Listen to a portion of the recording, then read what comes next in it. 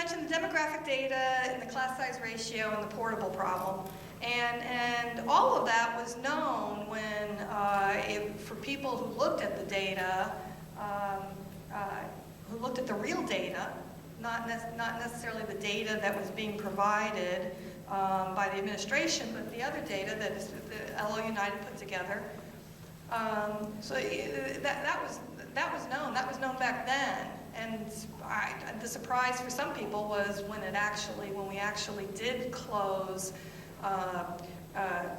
Bryant and Uplands, because Palisades had been closed the previous year, that it all came true.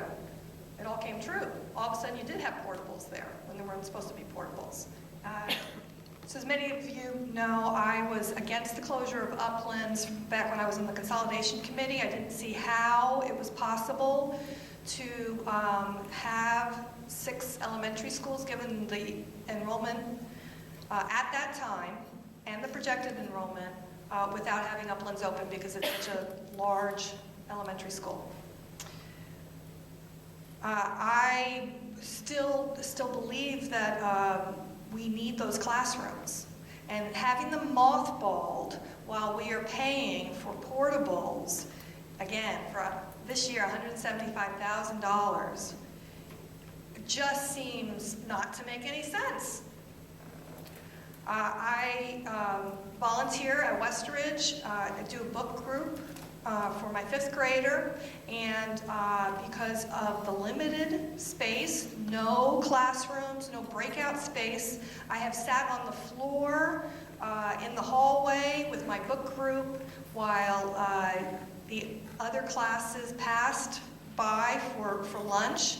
It was extremely noisy. We were trying to discuss cryptid hunters at a very dramatic point. I don't know if you have read Cryptid Hunters. It's kind of like Jurassic Park. It's a very dramatic part of Cryptid Hunters. And that's not what volunteers going to an elementary school want. My point is, we need more space in the elementary classes, in the elementary schools. Uplands provides that space. I think that there needs to be changes. This board has told us that we need to wait for a real estate study that is taking a very long time.